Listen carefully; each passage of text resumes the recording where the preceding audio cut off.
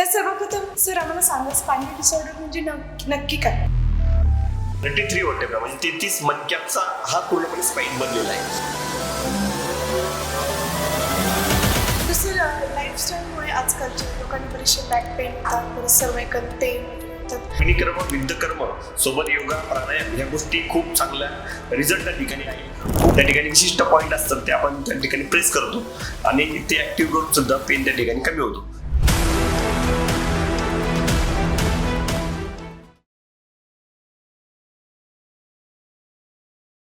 तर सर्वप्रथम सर आम्हाला सांगा स्पायनल डिसऑर्डर म्हणजे नक्की काय? स्पायनल डिसऑर्डर समजण्या अगोदर मी तुम्हाला स्पाईनची रचना या ठिकाणी सांगतो. थोडक्यात आपण या ठिकाणी आपण स्पाईन आणलेलाच आहे. तर या ठिकाणी आपण बघतो स्पाईन 33 वर्टेब्रा म्हणजे 33 मणक्याचा हा पूर्णपणे स्पाईन बनलेला आहे आणि पूर्ण बॉडीला शेप देणे किंवा पूर्ण बॉडीचं कंट्रोल सिस्टीम जर म्हणलं तर स्पाईन आपण त्या ठिकाणी म्हणतो.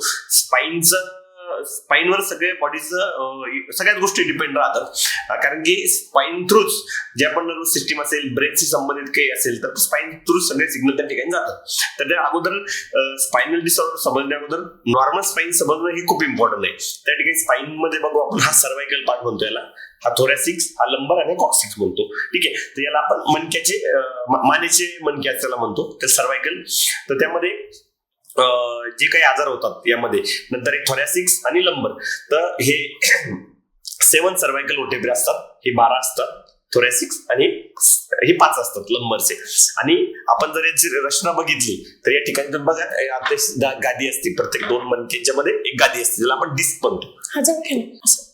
यामध्ये आपण ही डिस्क म्हणतो, त्याला ही डिस्क आहे आणि याच्यातून हे नर्व रूट आलेले बाहेर. ठीक आहे, आणि प्रत्येक मणकीच्या मध्ये डिस्क आलेली आहे, तर काही मोठ्या प्रमाणात छोट्या प्रमाणात. ठीक आहे, तर यामध्ये सगळं आपलं जे आपण म्हणतो की ब्रेन मधून जे पण सिग्नल येतील ते नर्व्हद्वारे खाली जातात आणि प्रत्येक गोष्ट कंट्रोल करण्यासाठी स्पाईन खूप इम्पॉर्टंट त्या ठिकाणी हा असतो. आता स्पायनल डिसऑर्डर मध्ये मग याच्यामध्ये काय जे डिफेक्ट येईल म्हणजे यामध्ये कोणत्याही प्रकारचे जर विकार झाला किंवा यामध्ये कुठल्या प्रकारचं डिफॉर्मेशन झालं किंवा झीज झाली किंवा यामध्ये ताण पडला, हे सगळे स्पायनल डिसऑर्डर मध्ये येतात. पण आपण कॉमनली जर नाव बघितले त्यामध्ये लंबर स्पॉन्डिलिसिस कॉमनली, नंतर मानेत गॅप पडणे जनरल भाषेमध्ये म्हणतो. तर ते मानेत गॅप म्हणजे त्यामध्ये स्लिप डिस्क असेल किंवा डिस्क प्रोट्रुशन असेल, डिस्क हर्निएशन असेल.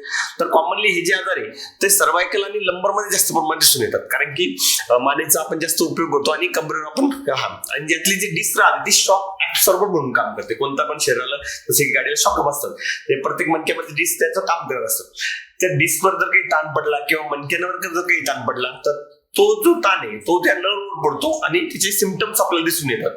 ते सगळे स्पायनल डिसऑर्डर मध्ये हे गणले जातात. तर त्यात कॉमनली आपण बघतो मानेत गॅप पडला, कमरेत गॅप पडला, ठीक आहे, कंबर दुखणे, सायटिकाचा पेन म्हणतो आपण. सायटिक म्हणजे पेन कमरेपासून खाली घोट्यापर्यंत पेन होतो, ते सगळे पेन. तर त्यामध्ये डिस्क हर्निएशन असेल, डिस्क बल्ज असेल, डिस्क प्रोट्रुशन असेल, स्लिप डिस्क ज्याला म्हणतो, नंतर डिस्क हर्निएशन असेल, नंतर टियर असेल, नंतर एखादं फ्रॅक्चर असेल आणि नंतर अँकोलोजिंग स्पॉन्डिलिसिस असेल, स्कोलिसिस असेल, कायफोसिस असेल, लॉर्डोसिस असेल. तर हे सगळ्या स्पायनल डिसऑर्डर मध्ये या ठिकाणी दिसतो. तर सर लाईफस्टाईलमुळे आजकालच्या लोकांना बरेचसे बॅक पेन होतात, परत सर्वायकल पेन वगैरे होतात, तर हे कशाचं मेन रिझन काय? तर स्पायनल डिसऑर्डर जर आपण म्हटलं तर आयुर्वेदिक दृष्टिकोनातून हा वाताचा आजार आपण त्यात गणला जातो, कारण की मी अगोदर सांगितलं स्पाईन हा पूर्ण बॉडीला आधार देण्याचं काम त्या ठिकाणी करतो आणि नर्वस सिस्टीम ही वाताशी संबंधित आहे. मी सांगितल्याप्रमाणे वात, पित्त, कफ हे 3 दोष असतात. ते समस्थितीत असेल तर बॉडी हेल्दी राहते. समदोष, समाग्नी, समधातू, मलक्रिया, त्या पद्धतीने त्रिदोष, सप्तधातू आणि त्रिमल हे जर समस्थितीत असेल तर त्या ठिकाणी आपल्याला आजार हा होत नाही. त्यावर जर काही विशिष्ट पद्धतीचा ताण पडला किंवा त्यात प्रकोप झाला, त्यामध्ये वाताचा प्रकोप त्या ठिकाणी दिसून येतो.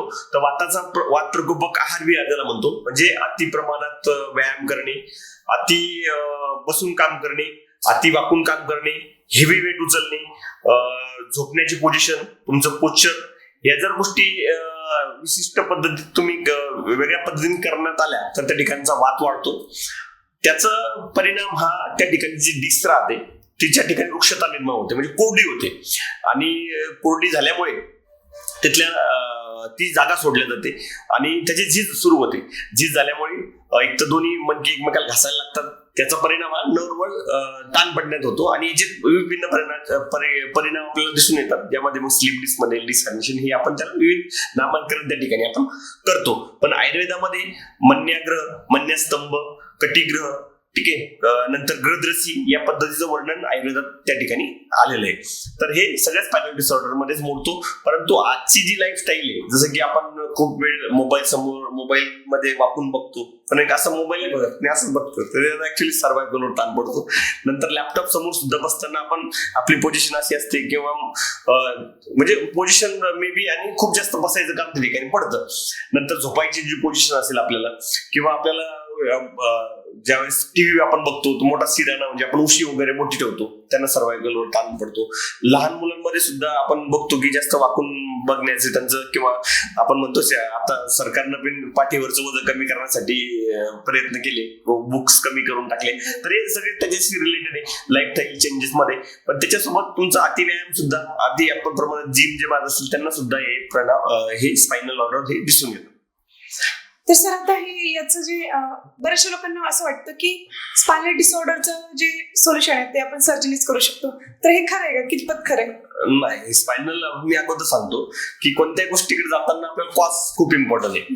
की आपल्याला नेमका सर्वायकल स्पॉन्डिलिटिस असेल किंवा सर्वायकलची डिस्क असेल किंवा लंबरचं काही जे असेल झालं, कोणता जर आजार झाला नेमका कॉज काय ते आयुर्वेदानं म्हणजे हेतू महत्वाचा आहे की मग कशामुळे झाला, का झाला, काय लक्षण आहे आणि त्याची इंटेन्सिटी किती आहे. मॉडर्न सायन्स नुसार त्याला पेन किलर्स किंवा इंजेक्शन थेरपी किंवा जास्त स्टेपवर सर्जरी सांगितलं जाते किंवा फिजिओथेरपी हा एक पर्याय त्या ठिकाणी दिसून येतो.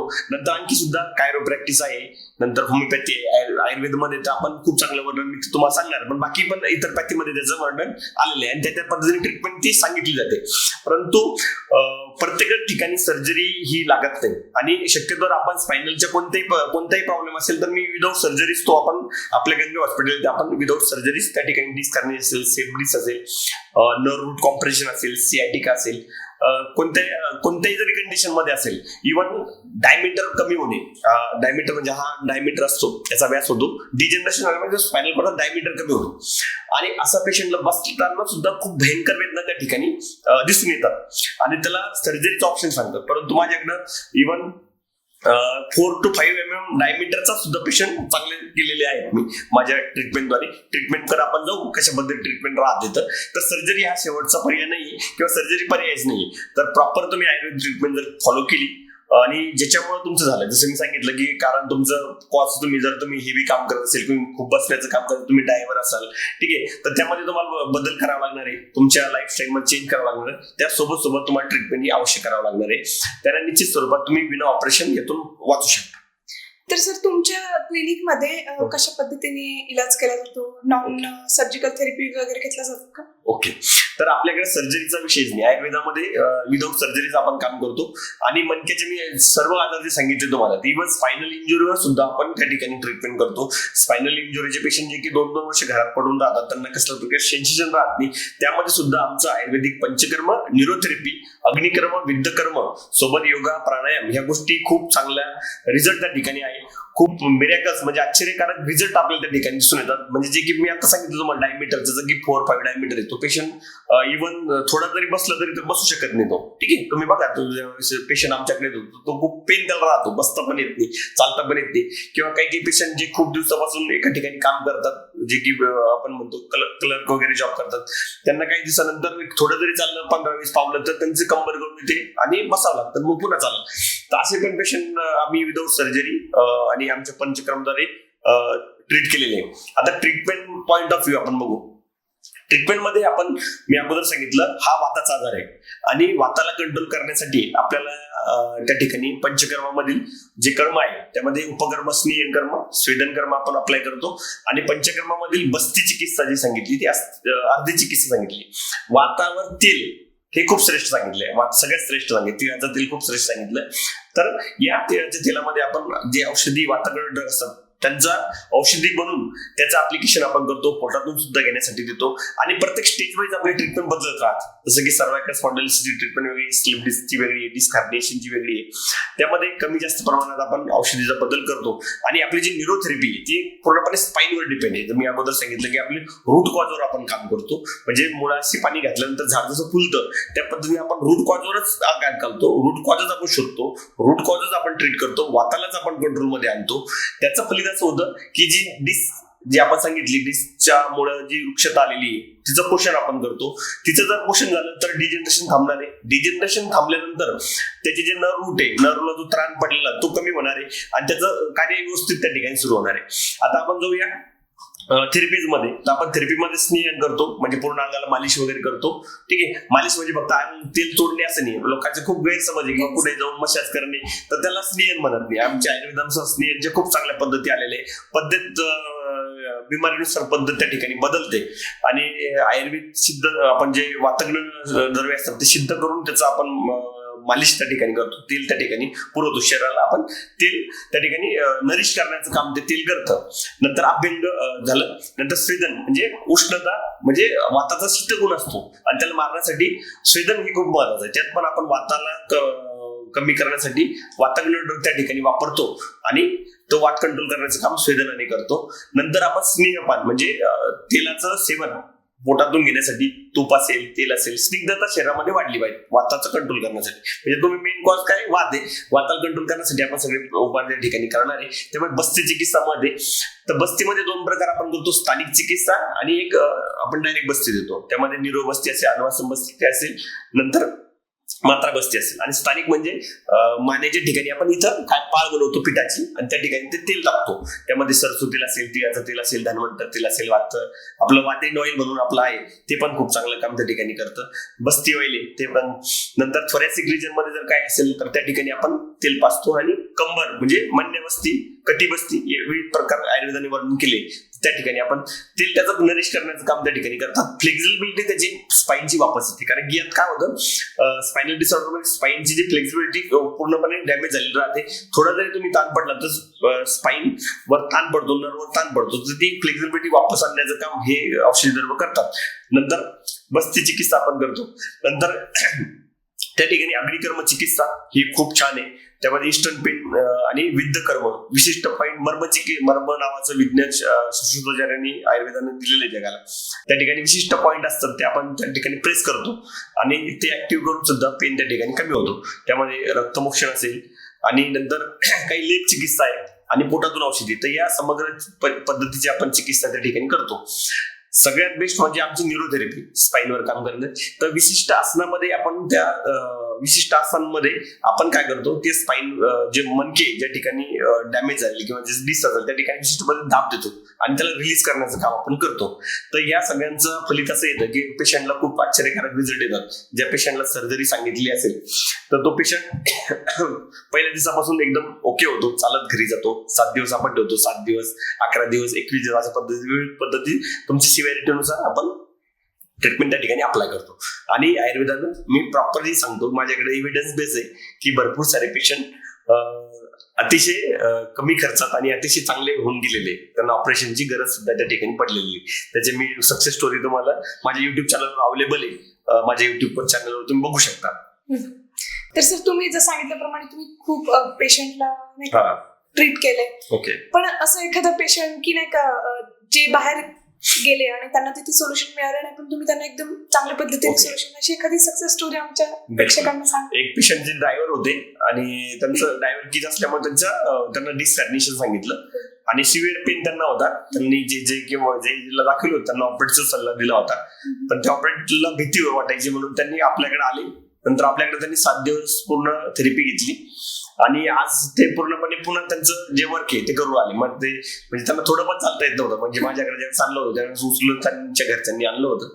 पण आज म्हणजे त्यांना स्वतः ते ड्रायव्हिंग वगैरे सगळ्या गोष्टी करतात.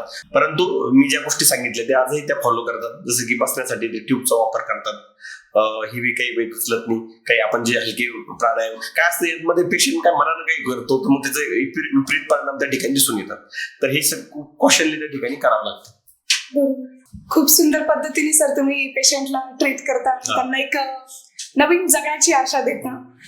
तर सर आता जसं की स्पायनल चा विषय आलाय तर पोस्चर महत्वाचं असतं आणि Okay. पोस्चर जर महत्वाचं असेल तर लाईफस्टाईल खूप महत्वाचं आहे आणि हे सगळं मॅनेज करणं जसं की डाएट एक्सरसाइज वगैरे. तर मग याबद्दल तुम्ही काय सांगता? हा, तर पोस्चर करेक्ट करणं हे खूप इम्पॉर्टंट आहे. जसं की आपण जर तुमचा सर्वायकलचा प्रॉब्लेम असेल, तुम्ही कुठं बसता, काय बसता, ते ऍक्च्युअली त्याच्यावर काम करून तुमचं खूप महत्वाचं आहे. जसं तुम्ही बसाय सिटिंग जॉब तुमचा असेल तर त्यामध्ये थोड्या म्हणजे 30-40 मिनिटांनंतर थोडं उठून ब्रेक घ्यायचा आहे, बसायचंय.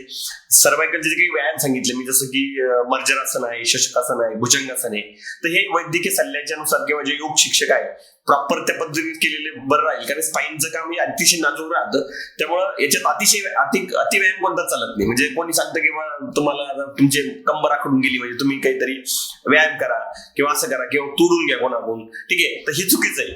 तर ह्या पद्धतीने न करता प्रॉपर ट्रीटमेंट तुम्ही त्या ठिकाणी करायला पाहिजे आणि त्याची काळजी घ्यायला पाहिजे. कारण की स्पाईन खूप इम्पॉर्टंट आहे. स्पाईनला काही झालं तर फक्त स्लीप डिस्क किंवा डिसकर्नेशन प्रॉब्लेम नाही, तर स्पाईन संबंधी जे लक्षण आहे, स्पाईनच्या आधाराचे लक्षण जर तुम्हाला सांगितलं तुम्ही पण अवाक होऊन जाल की तुमचं व्हर्टायगो जर चक्कर येणं म्हणतो आपण. आता माझ्याकडे मागे एक केस आली होती की त्या आजीला 2012 मध्ये त्यांचं सर्वायकलचं ऑपरेट झालं होतं. त्यांना त्यावेळेस चक्कर आणि टिंगली कानामध्ये आवाज यायचा आणि थोडं पण पूर्ण घर फिरायचं. तर त्यांच्या मानेची सिर चॉकअप असल्यामुळे त्यांचं ऑपरेट जेव्हा केलं होतं सेम प्रॉब्लेम त्यांचा 2025 मध्ये झाला आणि त्यांना अतिशय थोडं बसलं की पूर्ण घर फिरायचं, झोप लागतच नव्हती. अशा याच्यात आल्यानंतर आपली पूर्ण ट्रीटमेंट घेतली आणि विदाऊट सर्जरी आपण ती ट्रीटमेंट त्यांची दिली आणि अतिशय चांगला आराम त्या ठिकाणी पडला. म्हणजे सर्जरी नंतर सुद्धा स्पाईनचे प्रॉब्लेम रिलॅप्स होतात हे मी पेशंटला सांगू शकतो. परत एकदा सांगतो की बस सर्जरी ही लास्ट ऑप्शन नाही. सर्जरी जरी झाली असेल तरी जर तुम्ही आहार विहार तुमची शैली जर बिघडवली तर निश्चित स्वरूपात ते प्रॉब्लेम रिलॅप्स होतील, म्हणजे परत येतील. पुन्हा मग तुम्हाला आयुर्वेदाकडे यावं लागेल, म्हणजे परत सर्जरीची काम पडणार नाही. पण आयुर्वेदानंच अप्रोच जर आपण ठेवला तर निश्चित स्वरूपात सर्जरीची गरज पडणार नाही. आणि पोझिशन करेक्ट करणं हे आपल्या हातात आहे, ठीक आहे. म्हणजे समोर भविष्यात आपल्या आतापासून जर आपण अंगवळी त्या गोष्टी केल्या की आपण समजा बसताना आपण जर पिलो वगैरे व्यवस्थित वापरली, टीव्ही बघताना आपण व्यवस्थित बघितली, लॅपटॉप बघताना किंवा जे आपल्याला जर समजा जे आपण एक तर स्क्रीन टाइम कमी करायचा होत नसेल तर आपण त्यात पोस्चर आपण करेक्ट करणं ही खूप इम्पॉर्टंट आहे. अतिप्रवास टाळायचा, जसं बाईकवर कोणी चालवतं, कोणी ट्रॅक्टर खूप जास्त चालवत असेल, खूप जास्त ड्रायव्हर, तर त्यात काय तुम्हाला मॉडिफिकेशन करता येईल ते माझ्या अनेक व्हिडिओ मी सांगितले. माझ्या युट्यूबवर याच्यावर पूर्ण लेक्चर पण आहे, ते तुम्ही त्या ठिकाणी बघू शकता. या पॉडकास्टमध्ये सगळ्याच गोष्टी आपण एवढ्या डीपली नाही सांगू शकणार, पण पोस्चर करेक्ट करणं हे तुम्हाला खूप इम्पॉर्टंट आहे, ठीक आहे. त्याच्यावर तुम्ही वाटल्यास कमेंट दिले तर आम्ही तुम्हाला अप्रोच होऊन प्रत्येक गोष्ट ब्रीफली त्या ठिकाणी सांगू शकतो. आता जसं की तुम्ही सांगितलं की काही लोकांना वाटतं की तोडून घेणं वगैरे नाही का, किंवा आता सोशल मीडिया आलं, इंटरनेटवर द्वारे लोक खूप इन्फ्लुएन्स होतात किंवा आणि चुकीच्या ऍडवाइस घेतात लोकांना. तर मग यावर तुमचं काय म्हणणं आहे, तुम्ही कसं लोकांना गाईड करसाल? हा, तर सर्वात पहिला जर तुमचं मानेत त्रास असेल, कमरेत त्रास असेल तर यामध्ये काही सिम्पटम्स असतात. जसं की तुम्हाला जर तुमची सकाळी उठल्यानंतर मान आखडत असेल, तुमच्या तो आकडण्याचा त्रास खूप वाढत असेल आणि हाताला पण मुंग्या येत असेल किंवा हात बधीर पडत असेल किंवा तुम्हाला व्हर्टायगो होत असेल, तर अशा वेळेस तुम्ही गो थ्रू एमआरआय करून प्रॉपर डायग्नोस तुम्ही त्या ठिकाणी करा. कुठल्याही कोणाकडून मान मोडून घेणं किंवा कोणाकडून कोणी आवाज काढून देतं आणि मग तुमची मान ठीक होईल अशातला प्रकार तो नसतो. एक्झॅक्ट डायग्नोस करणं खूप महत्वाचं आहे. जसं की लंबर मध्ये जर तुमचं सियाटिक असेल, स्लिप डिस्क आहे की डिस्क हर्निएशन आहे की डायमीटर कमी झालेलं आहे, ह्या गोष्टी खूप इम्पॉर्टंट आहे.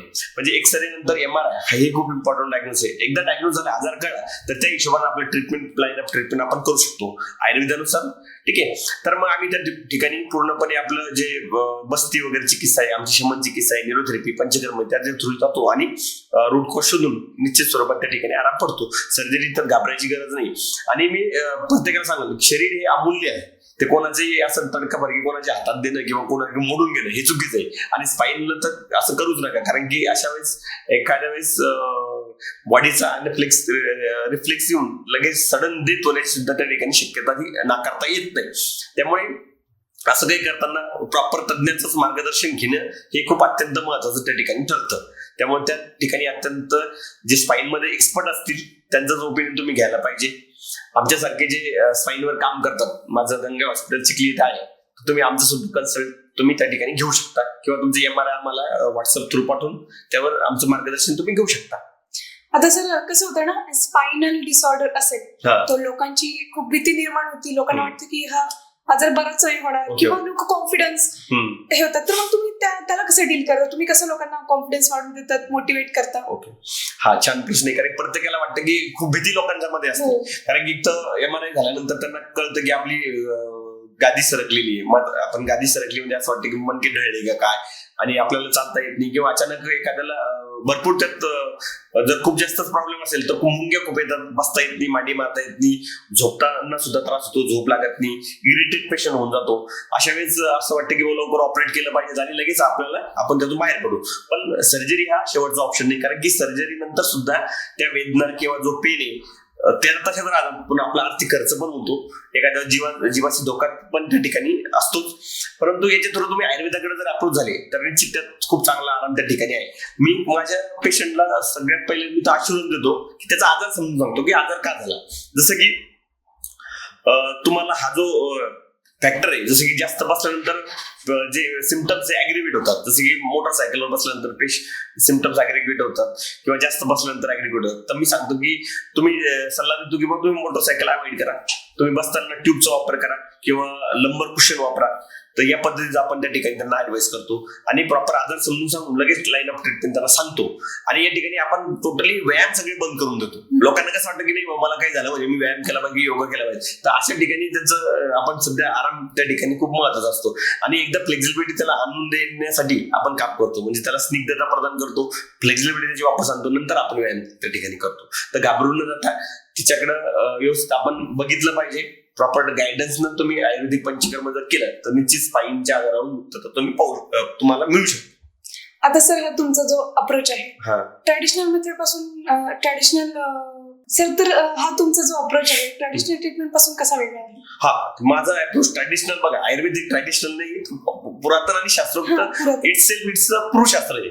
त्यामुळे त्यात काही आणखी कोणी म्हणजे रिसर्च आयुर्वेदाने ज्या गोष्टी सांगितल्या फक्त त्या वेगवेगळ्या लँग्वेज मध्ये, ठीक आहे. तर आयुर्वेदाने फक्त यांनी आता MRI थ्रू सांगितलं की डिस सरकली, डिस बाजूला गेली, डिस पोर्ट्रुशन झाली, डिस आता याचं सांगितलं डिस स्लिप डिस म्हणजे डिस बाजूला झाली, नंतर डिस्कार्नेशन म्हणजे त्यातला जो न्यूक्लियस तो बाहेर येऊन त्यांना सेल ताण देणे, याचा भरपूर टर्म आल्या. पण आयुर्वेदाने कटिग्रह सांगितलं, त्या सगळे आधार ट्रिक स्तंभ सांगितलं, भरपूर वर्डिंग त्या काही सुद्धा त्या ठिकाणी आलेले. त्यावेळेस एवढे प्रगत तंत्रज्ञान नसल्यामुळे पण त्यांचे जे सिम्पटम्स आहे ते अतिशय महत्वाचे. गृद्रसी नावाचं सियाटिकाचं वर्णन खूप चांगलं दिलेलं आहे. जसं की यामध्ये आपण सियाटिका नावाचं जे रूट व्हॅल्यू आहे म्हणजे तिथून ती निघते बाहेर, ठीक आहे, L4 L5 आणि S1 मधून निघते, आणि ती ज्या ज्या ठिकाणी ताण दिली त्या ठिकाणी आपण तो पेन होतो. तर सियाटिकाचा आपण पेन ज्याला म्हणतो तो आजार नाही, तो फक्त लक्षण आहे. सियाटिका नर्व ताण पडल्यामुळे तिथलं वेदना होणे, पेन होणे ही लक्षणं त्या ठिकाणी दिसतात. तर आमच्या मेथडमध्ये आम्ही जे आयुर्वेदिक आपण वापरतो, तुम्ही अगोदर सांगितलं रूट कॉज आपण शोधतो आणि त्या ठिकाणी मॅन्युअल ट्रॅक्शन देऊन त्या ठिकाणी विशिष्ट पद्धतीचं आपण त्या ठिकाणी हॉट कपिंग वापरतो, फायर कपिंग वापरतो, कपिंग थेरपी वापरतो, निडलिंग वापरतो, लेप चिकित्सा वापरतो, बस्ती चिकित्सा लोकली आपण त्या ठिकाणी तेलाचं वाढून फ्लेक्झिबिलिटी वाढवण्याचं काम करतो आणि पोटातून औषध देतो आणि बस्ती चिकित्सा त्या ठिकाणी करतो. तर हा सगळ्या अप्रोच सोबत आपण हे विशिष्ट पद्धतीने करतो, म्हणजे एक प्रॉपर टेक्निक SOPs आहे आमच्या, त्या SOP फॉलो करून आम्ही सगळ्या गोष्टी करतो. म्हणजे पेशंटला एक युनिक बेनिफिट तुमच्याकडे मिळतोय. हा, म्हणजे इव्हन डायमीटरचा जो पेशंट झोपू शकत नाही त्याला सुद्धा आम्ही जर चालवतो ते प्रॉपर टेक्निकने साध्य त्या ठिकाणी होतं. तर सर आता आपले बरेचसे व्ह्यूअर बघताय आणि बरेचसे व्ह्यूअरला हा त्रास असणार आहे, तर तुम्हाला ते कसे जोडणार आणि तुमच्याशी ते कसा कॉन्टॅक्ट करणार? ओके, आमच्याशी जोडण्यासाठी आमच्या गंगाई हॉस्पिटलचं स्वतःचं एक टोल फ्री नंबर पण आहे, तसेच आमची वेबसाईट पण आहे, आमचं युट्यूब चॅनल पण आहे गंगाई हॉस्पिटल नावानं आणि डॉक्टर पंढरी नावानं, तसेच व्हॉट्सअप नंबर पण आहे व्हॉट्सअपचे स्पेशल, तसेच इंस्टा, फेसबुक असं कोणत्याही थ्रू तुम्ही कमेंट करू शकता. आम्ही त्याच्यावर तुमचे रिपोर्ट तुम्ही पाठवू शकता, त्यावर काय समाधान द्यायचं त्याच्या पद्धतीने आम्ही सांगू शकतो. आणि निश्चित स्वरूपात तुमचं ऑपरेट जरी झाले असेल तरी त्याला पण तुम्ही काय प्रिकॉशन घेतली पाहिजे, परत आजार न होण्यासाठी काय केलं पाहिजे, हे सगळ्या गोष्टीचं मार्गदर्शन आम्ही वेळोवेळी करतो. आमचे व्हिडिओज त्या मार्फत येत राहतात आणि याच्या तुमच्या पॉडकास्ट थ्रू सुद्धा आम्ही तुम्हाला सांगतो की कमेंट करा, आम्ही त्याच्यावर निश्चित स्वरूपात तुम्हाला मार्गदर्शन करू. तर सर हे तर झालं आजारांचा एक पार्ट झाला, पण नॉर्मल लाईफस्टाईल मध्ये एक काळजी घ्यायची असते ज्याने आजार होणार नाही आधीच. तर मग अशी कोणती कोणती काळजी घेतली पाहिजे? तर आयुर्वेद शास्त्र मुळात ते सांगतं की बाबा प्रिव्हेन्शन बेटर दॅन क्युअर. स्वस्त स्वास्थ्य रक्षण विकाराशी व्याधी प्रश्न, म्हणजे स्वस्थ व्यक्तीचं स्वास्थ्य टिकवणं खूप इम्पॉर्टंट आहे. तर त्यासाठी आयुर्वेदानं खूप चांगलं दिनचर्या ऋतुचर्याचं पालन त्या ठिकाणी सांगितलेलं आहे. तर तेवढं डीप न सांगता मी तुम्हाला डेली लाईफ मध्ये आपल्याला काय करता येईल, जसं की स्पाईनचे जे व्यायाम, सूर्यनमस्कार सांगितले. सूर्यनमस्कार इट इज अ प्रूव्ह आहे. हे ऑक्सफोर्ड युनिव्हर्सिटीने सुद्धा प्रूव्ह केलं की सगळ्यात जगातला चांगला जर कोणता व्यायाम असेल तर सूर्यनमस्कार आहे. तर ते सूर्यनमस्कार तुम्ही व्यवस्थित पद्धतीने करू शकता, तुमच्या बॉडीच्या फ्लेक्झिबिलिटीनुसार करू शकता. किंवा आज सूर्यनमस्कार केला मी पूर्णपणे तुमचं भुजंगासन आलं पाहिजे असं नाही. तुम्ही स्टेप बाय स्टेप त्यापर्यंत पोहोचू शकता. आजच तुम्ही मार्जरासन आजच पूर्णपणे केलं पाहिजे, किंवा आजच तुम्ही सर्पासन केलं पाहिजे, किंवा आजच पर्वतासन तुमचं झालं पाहिजे असं नाही. तुम्ही स्टेप बाय स्टेप तज्ञाच्या मार्गदर्शन घालून ते व्यायाम करू शकता. भुजंगासन हा असा व्यायाम आहे स्पाईन डिसऑर्डरसाठी, तुम्हाला कुठल्याच प्रकारचा स्पाईनचा डिसीज होणार नाही हे मी गॅरंटी लिहून देतो. तुम्ही जर प्रॉपर पद्धतीने भुजंगासन तज्ञाच्या मार्गदर्शनाखाली केलं तर ते खूप इम्पॉर्टंट आहे.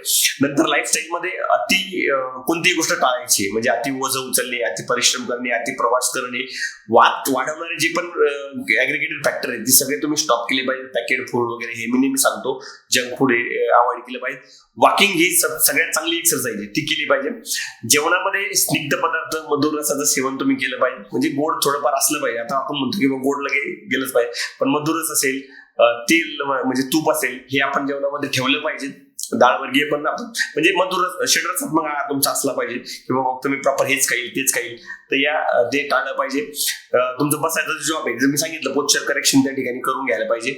एक्सरसाइज ती पण अतिशय माफक आणि आपल्याला शरीरात सहन होईल. आयुर्वेदाने आयुष्यजनक कर्म व्यायाम सांगितलं, म्हणजे तुम्हाला शरीरात सहन होईल तेवढंच एक्सरसाइज. अति जिम मारणं किंवा अति व्यायाम करणं हे तुम्ही अवॉइड केलं पाहिजे. त्यांना स्पाईन तुमचा चांगला राहील आणि लॉंग टाइम पर्यंत. कारण स्पाईन जर चांगला असेल तर मी अगोदर मध्ये थोडा टॉपिक सांगितला की तुमचं हायपरटेन्शन, तुमचे ऍसिडिटी, तुमचे पोटाची IBS, ठीक आहे, तुमचे मूळव्याध, कॉन्स्टिपेशन, किडनी संबंधित सगळे स्पाईन संबंधित आजार आहे. तुमचा स्पाईन जर चांगला आहे तर इव्हन तुमची बॉडी सगळी चांगली. म्हणजे मी माझ्याकडे जर पेशंट आला पहिले स्पाईन बघतो, नंतर बाकी डिसीज कडे बघतो. म्हणजे तुमचा हायपरटेन्शन जरी पेशंट असेल पहिलं मी बघतो की मग त्याचा स्पाईन मध्ये काही डिफेक्ट आहे. कारण की आपण काय ऍक्च्युअली आपल्याकडे आल्यानंतर आपण बघतो बीपी वाढलेली, शुगर वाढलेली, म्हणजे फक्त वाढलेली म्हणून आपण ट्रीटमेंट देऊन देतो, पण कॉज नाही शोधत. तर स्पाईन मध्ये सगळ्या बिमारीचा कॉज आहे, म्हणजे कोणत्याही बिमारीची जी जड आहे, जी मूळ आहे, ते स्पाईन आहे. जर तुमचा स्पाईन चांगला आहे तर तुमच्या निश्चित स्वरूपात तुमची कोणतीच बिमारी तुम्हाला होणार नाही. इव्हन माझ्याकडे आता नवीन जे आहे इम्युनिटी सप्रेशन डिसीज ज्याला म्हणतो, आपली जी इम्युनिटी आपल्या विरुद्ध काम करायला लागते, ती खूप डिसीज वाढवायला, जर थायरॉइड असेल, ऑटो इम्युन डिसीज ज्याला म्हणतो, तर त्यावर सुद्धा स्पाईन खूप महत्वाचं आहे. तुमचा स्पाईन चांगला असेल तर ऑटो इम्युन डिसीज तुमच्यापर्यंत येणार पण नाही, आणि तुमची डिसीज तुम्ही हार्मोनल इम्बॅलन्स ज्याला म्हणतो ती सुद्धा स्पाईन से रिलेटेड. तर ते सुद्धा स्पाईन जर तुमचं चांगलं असेल तर निश्चित स्वरूपात तुम्हाला कोणतेच आजार त्या ठिकाणी होणार. म्हणून स्पाईनची काळजी घेणं खूप इम्पॉर्टंट आहे. आणि माझी जी थेरपी आहे फक्त आजार झाल्यानंतरच मी आपली जी न्यूरोथेरपी किंवा पंचकर्म करतो, की ऍक्च्युली लोक आमच्याकडे स्पाईन मला सर्वायकलचा काही इश्यू झाला, थोरॅसिकचा इश्यू झाला, लंबरचा इश्यू झाला, तेव्हा आमच्याकडे न येता त्यांनी जर प्रॉपर बघतो मला चांगलं राहायचं, माझं स्पाईन चांगलं झालं, त्यासाठी जर का आले तर निश्चित स्वरूपात होणारे आजार तुमचे निश्चित थांबू शकतात. भविष्यात जे होणारे लाईफस्टाईल चेंजेस डिसीज ते लगेच आपण थांबू शकतो. बरोबर, खूप सुंदर पद्धतीने तुम्ही लोकांना मार्गदर्शन करता. म्हणजे जसं की तुम्ही झालं प्रिकॉशन बेटर दॅन क्युअर. आजार होणं आणि आजार होण्याआधी पण आपण प्रिकॉशन जर घेतलं तर आजार ऑब्व्हियसली नाही होणार. आणि लाईफस्टाईल तर सगळ्यांना आजकालच्या याच्यात तर चेंज झाली आणि ती सगळी आपण प्रॉपर पद्धतीने मेंटेन करायला पाहिजे. तर सर जसं तुम्ही सांगितल्याप्रमाणे स्पायनल डिसऑर्डर, AVN डिसऑर्डर, या व्यतिरिक्त तुम्ही आपल्या क्लिनिक मध्ये काय काय ट्रीट करता? ओके, तर आयुर्वेद आपलं स्वतःच आयुर्वेदिक पंचकर्म सेंटर आहे, रिसर्च सेंटर आहे. त्या ठिकाणी आपण मायग्रेन असेल, वाताचे सगळे आजार जसे गाऊट असेल, आमवात असेल, संधिवात असेल, रोमॅटॉइड आर्थरायटिस असेल, नंतर डायबिटीज असेल, आपण इव्हन ज्यांचं ब्लॉकेज असेल हृदयामध्ये त्यांचं ऑपरेट जरी झाले असेल तर ते ब्लॉकेज सुद्धा आपण हृदयावर पण आपण हृदयबस्ती नावाचं आपल्याकडे आहे, जी हृदयाची थेरपी आपण करतो. आणि डोळ्यासाठी खूप चांगलं काम करतो आपण, नेत्रदर्पण नावाची चिकित्सा आयुर्वेदात आहे.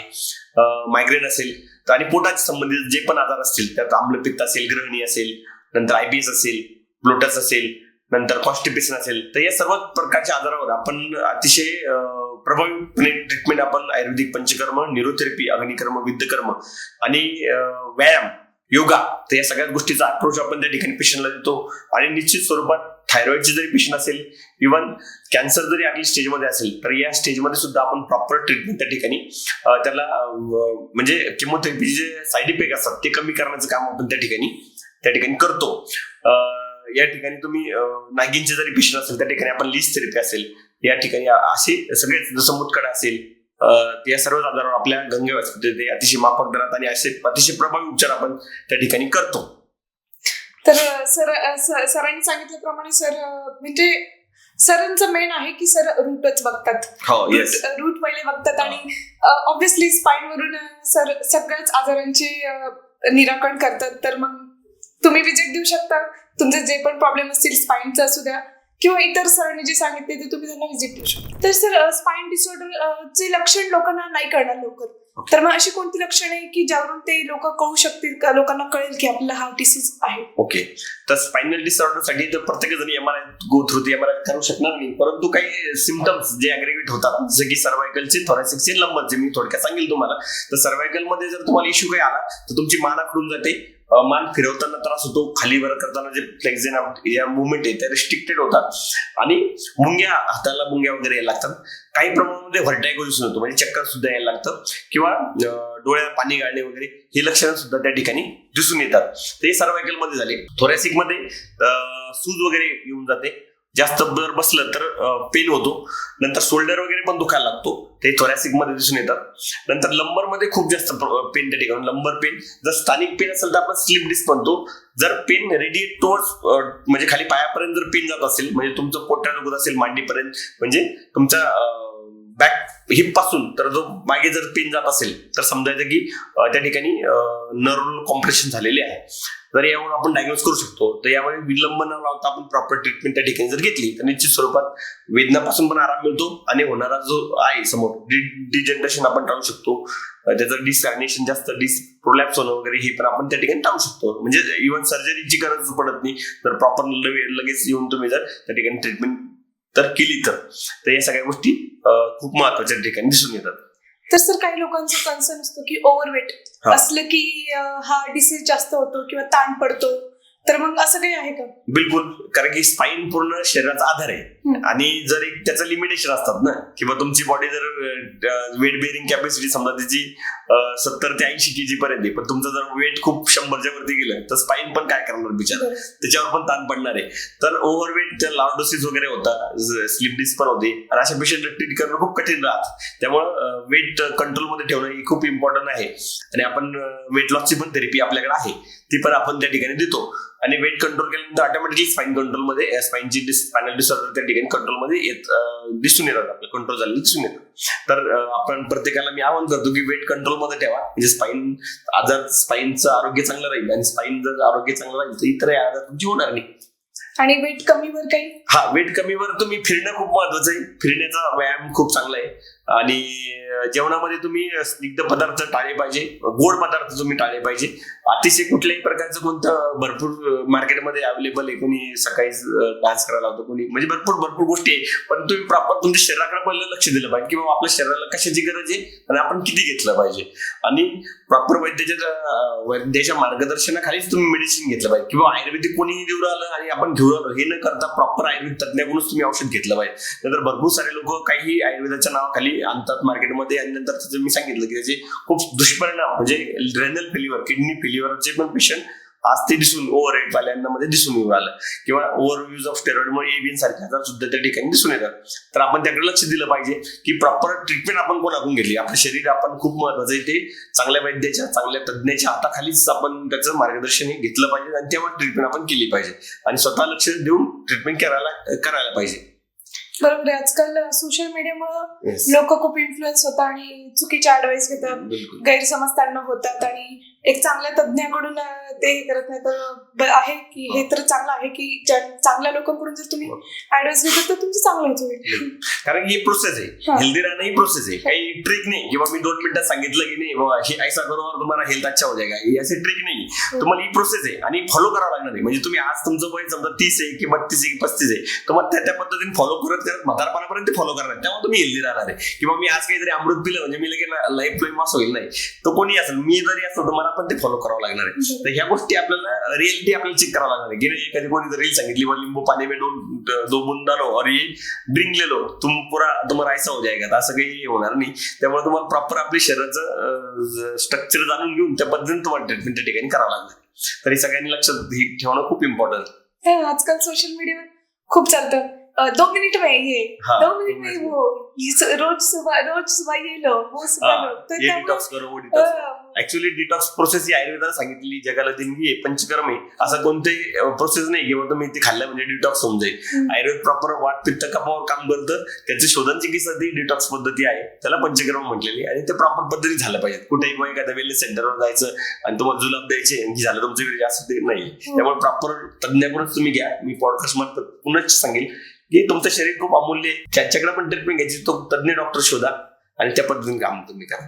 आणि प्रत्येकाचं शरीर वेगळं असतं प्रत्येकाची. आणि आयुर्वेद तर खूप आयुर्वेदाचं ऑपरेशन प्रत्येक बॉडी जितक्या व्यक्ती तितक्या प्रकृती त्यानुसार प्रत्येकाची ट्रीटमेंट चेंज होते. आमच्याकडे पण येणाऱ्या पेशंटच्या प्रत्येकाची स्पाईनची ट्रीटमेंट ती नाही राहत, आमची बदलते. प्रत्येकाची वेगळी ट्रीटमेंट त्या ठिकाणी आम्ही देतो. या गोष्टी तुम्हाला कळल्या पाहिजे. खरं आयुर्वेद लोकांपर्यंत पोहोचला पाहिजे. तुमच्या पॉडकास्ट मार्फत आपण हे जनतांपर्यंत जवळ आलं ही खरोखर चांगली गोष्ट आहे. कारण की खरं नॉलेज कोणी एखाद्या याच्यावर रोडवर बसलाय कोण पुढे घेतं म्हणतं मी आयुर्वेदिक घेतो. आमच्याकडे पेशंट साहेब आम्ही खूप आयुर्वेदिक ट्रीटमेंट घेतली. मग विचारा आपण कुठे घेतली, नाही ते एक बाबा काहीतरी औषध देत होते, मग ते घेतलं आम्ही, थोडाफार आराम पडला आणि मग पुन्हा असं झालं. तर आपण म्हणतो त्याला कोणतं नॉलेज आहे का, त्यांनी प्रॉपर कुठे शिकलेले आहे का, त्यांना वात पित्त कफ आहे का, तर ह्या गोष्टी लोकांपर्यंत पोहोचल्या पाहिजे. म्हणजे तुमच्याकडे कलेक्टिव्हली तुमच्याकडे पर्सनलाइज ट्रीटमेंट भेटते, ज्याच्या त्याच्या म्हणजे कॉजनुसार सोल्युशन मिळतं. हे खूप चांगली गोष्ट आहे नाही का. पर्सनलाइज असेल तर मग नाहीतर सगळीकडे तेच अप्लाय सगळे तेच करतात. पंचकर्म भरपूर पण करतात. पंचकर्म पण आपण कशा पद्धतीने करतो ते पण खूप इम्पॉर्टंट आहे. तुमचे दोषाची स्थिती हे जाणून जो वैद्य तज्ञ डॉक्टर ज्या पद्धती शास्त्रोक्त पद्धतीने करतात त्याला रिझल्ट येणार आहे. नाहीतर फक्त पंचकर्म करून करायचं कुठेही करायचं तर ते चुकीचं आहे. आणि आजकाल तर ॲलोपॅथीमुळं कसं झालं की क्षणभर माणसाला आराम मिळतो, पण पूर्णपणे कोणतंच क्युअर होत नाही. जसं की आता पण मी पण दवाखान्यात जाते तर मला नाही का सर्दीचा प्रॉब्लेम आहे, तर ते क्षणभर आहे, पण मला अजून तसा पूर्णपणे काही तसा कॉज भेटलेला नाहीये आणि तो भेटणारही नाही. भेटणार नाही असं नाही. तुम्ही नेमकं कॉज काय, आपण आपले सवयी खूप महत्वाचे आहे. ऍक्च्युली तुम्हाला सर्दी का झाली ते 2-3 कारण असतील. एक तर वातावरण बदलामुळे झाले, तर ते व्हायरल समजा इम्युनिटी कमी झाली आपण असं म्हणू शकतो. परंतु जर एखादी गोष्ट समजा तुम्ही काल एखादं आईस्क्रीम खाल्ली असेल आणि तुम्हाला असं सर्दी झाली, पण उद्या जर तुम्ही पुन्हा आईस्क्रीम खाल्ली पुन्हा सर्दी झाली, पण 3-3 वेळेस तुम्ही असं करायला पाहिजे. तुम्ही आईस्क्रीम अवॉइड कराल किंवा तुमच्या बॉडीची सवय नाही. या गोष्टी तुम्ही समजल्या पाहिजे की नाही मला माझ्या बॉडीला चालत नाही ना तर मी नाही खाणार. म्हणजे प्रत्येकाची बॉडी वेगळी आहे. लाईफस्टाईलचा प्रश्न आहे ना. आता आपण कसं आजकालची मॉडर्न लाईफ झाली आणि मॉडर्न कल्चर झालंय, ज्यात की बसायचंय, बसून लॅपटॉपवर आपण दिवस रात्र, तर त्यामुळे ते सगळ्या गोष्टी येतात आणि त्या गोष्टी आपण करायला पण पाहिजे. त्यामुळे नंतर तर ते होईल ना. आता माझं तसं काही लक्ष नाही स्वतःवर. तर लक्ष मी काय म्हणतो किंवा ब्लाइंडली फॉलो नका करू कोणालाही. समजा मला पण ब्लाइंडली फॉलो नका करू किंवा माझ्या ट्रीटमेंटला ब्लाइंडली फॉलो नका करू. ऍक्च्युली काय कॉज काय आणि तुम्हाला त्यातून आउटकम कसं येणार आहे ते हे पहिले शोधा. ठीक आहे. आणि नंतरच कोणते मग खरोखर होतं का.